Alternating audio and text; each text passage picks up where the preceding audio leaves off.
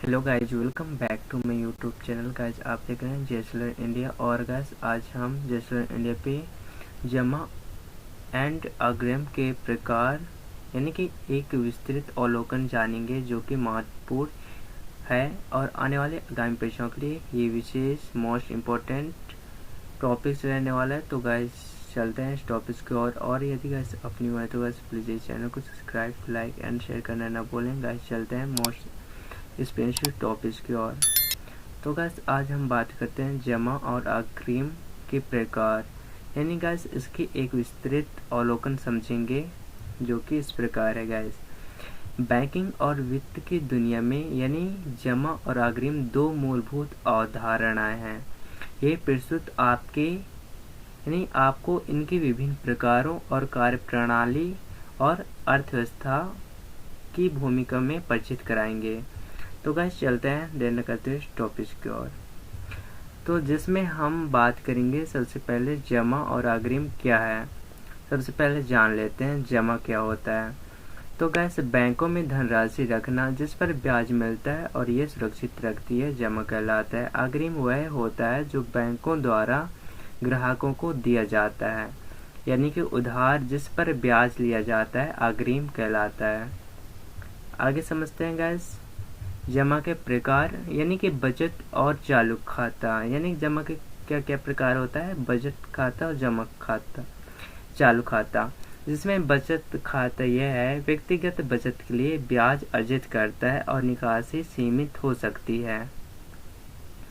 यानी कि गाइस बचत खाते में आप एक लिमिट तक ही पैसे लेन देन कर सकते हैं, जिसमें ब्याज भी बनता है और निकासी सीमित तक रहती है, एक लिमिट रहता है। और चालू अकाउंट यानी कि चालू खाता, सेकंड बात करें चालू खाता की, तो कैसे व्यवसायों के लिए और ये असीमित लेन देन, इसमें अनलिमिटेड पैसे लेन देन कर सकते हैं और आमतौर पर ये कोई ब्याज नहीं बनता। वही बात करें हम जमा के प्रकार, यानी कि जमा के सौदी और एक आवर्ती जमा होता है जिसको हम बोलते हैं एफडी और आरडी। सौदी जमा यानी कि फिक्स डिपॉजिट वह होता है जिसमें कि निश्चित अवधि के लिए एक मुफ्त निवेश उच्च ब्याज दर, यानी कि एफडी आप कराते हैं तो आपको 5 ईयर यानी कि 5 ईयर से 10 ईयर के बीच में आप एक एफडी कराते हैं, जिसमें कि आप आमतौर पर एक रकम जो कि फिक्स डिपॉजिट के तौर पर आप रखते हैं, तो आपको ब्याज तब तक आप नहीं निकाल सकते हैं जब तक कि आप 5 से 10 ईयर के बीच में आपको नहीं हो जाता। यानी कि निश्चित अवधि के लिए एक मुफ्त निवेश होता है जिसमें उच्च ब्याज दर आपको प्रोवाइड किया जाता है, ठीक है। और आवर्ती जमा यानी कि आरडी अकाउंट वो होता है जो कि नियमित मासिक किस्तों में निवेश किया जाता है, जिसे सौदी जमा के समान ब्याज मिलता है। यानी कि आपको आरडी अकाउंट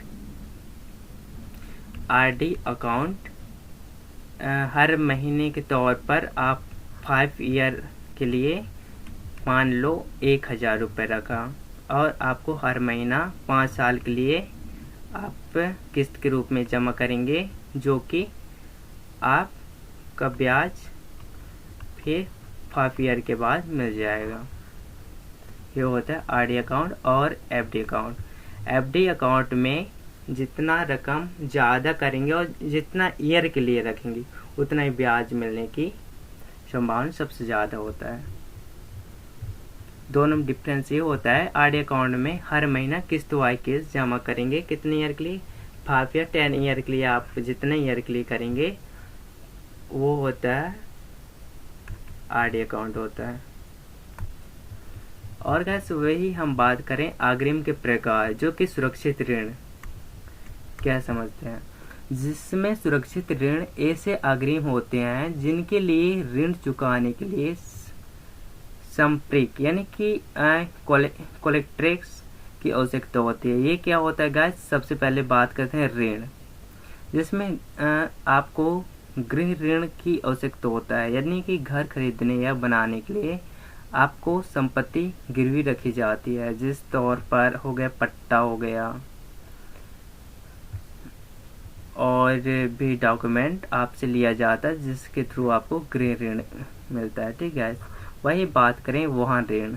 वाहन खरीदने के लिए वाहन की संपत्ति होता है, ठीक है, संपर्क।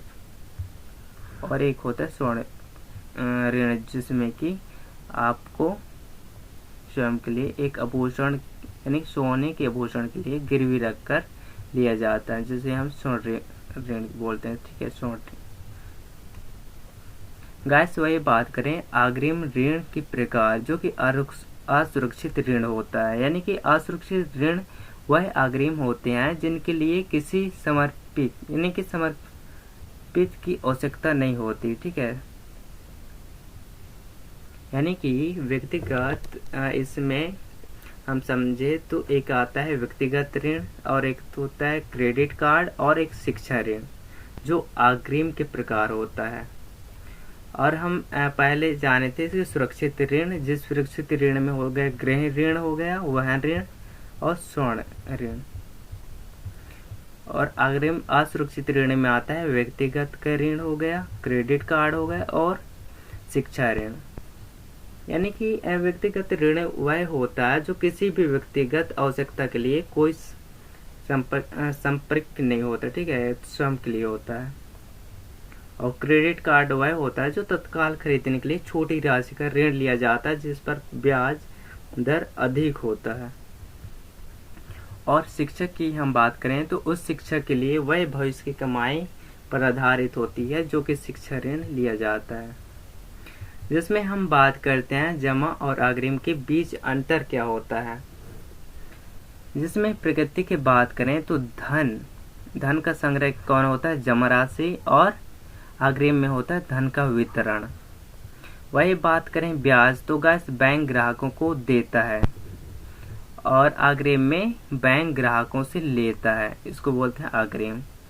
जोखिम की बात करें तो जमा में कम जोखिम होता है, और वही बात करें अग्रिम में तो उच्च बैंक के लिए होता है। ठीक है, उदाहरण जैसे कि जमा में हो गया बचत एंड एफडी, और अग्रिम में हो गया गृह ऋण एंड पर्सनल लोन्स, जैसे home loans and personal loans. इस प्रकार से इनके बीच में एक अंतर संबंध होता है। वही बात करते हैं इसकी मुख्य बातें तो वैसे ये बनता है जमा और अग्रिम, जिसमें बैंकिंग जो प्रणाली की रीढ़ है। ठीक है, बैंकिंग क्या है, प्रणाली की रीढ़ होता है जो तरलता और आर्थिक विकास को बढ़ावा देते हैं। वही बात करें विभिन्न प्रकार। ठीक है, विभिन्न प्रकार में उपभोक्ताओं को विभिन्न वित्तीय आवश्यकताओं को पूरा करते हुए विभिन्न प्रकार की होते हैं। और वही बात करें संतुलन आवश्यक, यानी कि संतुलन आवश्यक वह होता है जो बैंकों को जमा और अग्रिम के बीच संतुलन बनाए रखना चाहिए। ठीक है, ये आपको प्रश्न के लिए महत्वपूर्ण है। तो बस कुछ इस प्रकार से मोस्ट एक्सपेंसिव टॉपिक्स रहा।